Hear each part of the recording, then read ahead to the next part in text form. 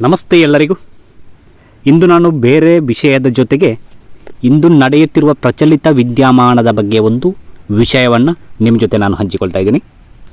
ಇದು ಸದ್ಯಕ್ಕೆ ನಡೆಯುತ್ತಿರುವಂತಹ ಒಂದು ಕುಟುಂಬದ ವಿಚಾರವಾಗಿದ್ದರೂ ಇದರಿಂದ ಕೆಲವರಿಗೆ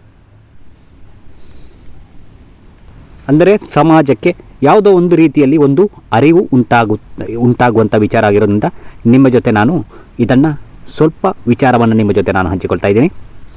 ಬಿಗ್ ಬಾಸ್ ಖ್ಯಾತಿಯ ಹಾಗೂ ಪಾಪ್ ಸಿಂಗರ್ ಚಂದನ್ ಶೆಟ್ಟಿ ಹಾಗೂ ನಿವೇದಿತಾ ಗೌಡ ಇವರ ಮದುವೆಯ ಬಗ್ಗೆ ಪ್ರಚಾರ ಆಗಿರುವಷ್ಟೇ ಈಗ ಅವರ ಡೈವರ್ಸ್ ವಿಚಾರ ಕೂಡ ಅದಕ್ಕಿಂತಲೂ ಹೆಚ್ಚು ಸುದ್ದಿ ಮಾಡುತ್ತಿರುವಂಥ ಒಂದು ಮಾಧ್ಯಮದಲ್ಲಿ ಹೆಚ್ಚು ಚರ್ಚೆಗೆ ಒಳಪಟ್ಟಿರುವಂತಹ ವಿಷಯವಾಗಿದೆ.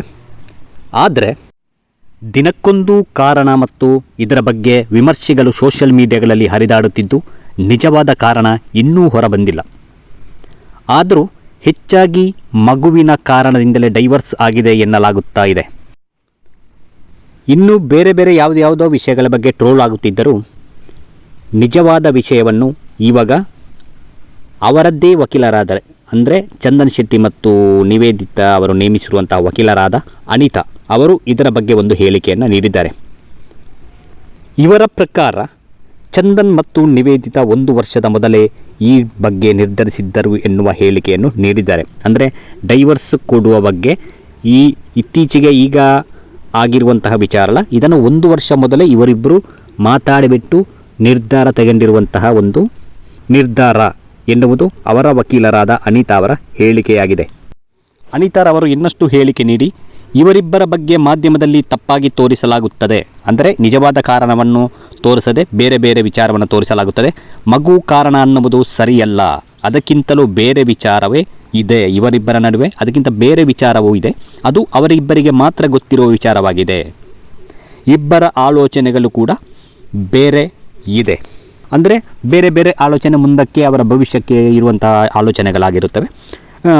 ಹಾಗೆ ಅವರ ಮನೆಯ ದೊಡ್ಡವರು ಸಂಧಾನಕ್ಕೆ ಕೂಡ ಪ್ರಯತ್ನ ಪಟ್ಟಿದ್ದರು, ಆದರೆ ಆ ಸಂಧಾನವು ಫಲಪ್ರದವಾಗಿಲ್ಲ. ಆದರೆ ಅವರಿಬ್ಬರೂ ಪ್ರಬುದ್ಧರು, ಚಂದನ್ ಮತ್ತು ನಿವೇದಿತಾ ಇಬ್ಬರೂ ಪ್ರಬುದ್ಧರಾಗಿರೋದ್ರಿಂದ ಹಾಗೂ ಒಬ್ಬರಿಗೊಬ್ಬರು ಚೆನ್ನಾಗಿ ಅರ್ಥ ಮಾಡಿಕೊಂಡಿರುವವರಾಗಿದ್ದರಿಂದ ಇದು ಅವರ ನಿರ್ಧಾರವಾಗಿದ್ದು ಇದೇನು ತಪ್ಪು ನಿರ್ಧಾರ ಅಥವಾ ಎಲಸು ನಿರ್ಧಾರ ಅಥವಾ ಇಮ್ಮೆಚೂರು ಅಂದರೆ ಅಪ್ರಬುದ್ಧತ ನಿರ್ಧಾರ ಅನ್ನುವುದು ಬರೋದಿಲ್ಲ ಇಲ್ಲಿ. ಹಾಗೂ ಅವರ ಖಾಸಗಿತನವನ್ನು ನಾವು ಗೌರವಿಸಬೇಕು, ಯಾಕೆಂದರೆ ಅವರಿಬ್ಬರು ಪ್ರಬುದ್ಧರು. ಇವರಿಬ್ಬರಲ್ಲೂ ಮಾನವೀಯತೆ ಇದ್ದು ಒಬ್ಬರಿಗೊಬ್ಬರು ಹೊಂದಾಣಿಕೆ ಕೂಡ ಚೆನ್ನಾಗಿದ್ದು ಅವರಿಬ್ಬರು ಈ ಹೊಂದಾಣಿಕೆಯಿಂದಲೇ ಡೈವರ್ಸ್ ತೆಗೆದುಕೊಂಡಿರುತ್ತಾರೆ. ಹಾಗೂ ಇವರಿಬ್ಬರು 1 ವರ್ಷ ಮೊದಲೇ ನಿರ್ಧಾರ ಮಾಡಿ ಅವರವರ ಫ್ಯಾಮಿಲಿ ಜೊತೆ ಮಾತನಾಡಿಕೊಂಡು ಈಗ ಅಧಿಕೃತವಾಗಿ ಡೈವರ್ಸ್ ಪಡೆದುಕೊಂಡಿದ್ದಾರೆ ಎನ್ನುವ ಹೇಳಿಕೆಯನ್ನು ಸ್ವತಃ ಅವರ ವಕೀಲರಾದ ಅನಿತಾ ಅವರು ಮಾಧ್ಯಮಗಳಿಗೆ ಹೇಳಿಕೆಯನ್ನು ಕೊಟ್ಟಿದ್ದಾರೆ.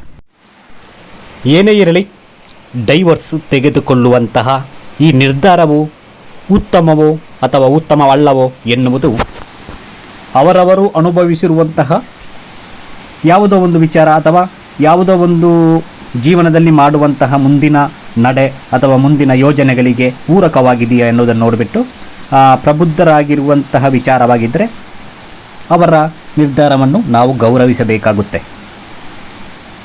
ಯಾಕೆಂದರೆ ಅವರವರ ನಿರ್ಧಾರ ಅವರವರಿಗೆ ಬಿಟ್ಟಿದ್ದು, ಯಾಕೆಂದರೆ ಅವರಿಗೆ ಅವರ ಕುಟುಂಬಕ್ಕೆ ಬಿಟ್ಟಿರುವಂಥದ್ದು.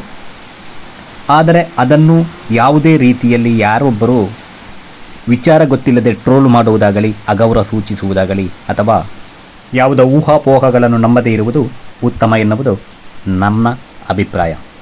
ಏನೇ ಇರಲಿ, ಇಬ್ಬರಿಗೂ ಒಳ್ಳೆಯದಾಗಲಿ ಎನ್ನುವುದೇ ನಮ್ಮ ಹಾರೈಕೆ. ಎಲ್ಲರಿಗೂ ವಂದನೆಗಳು.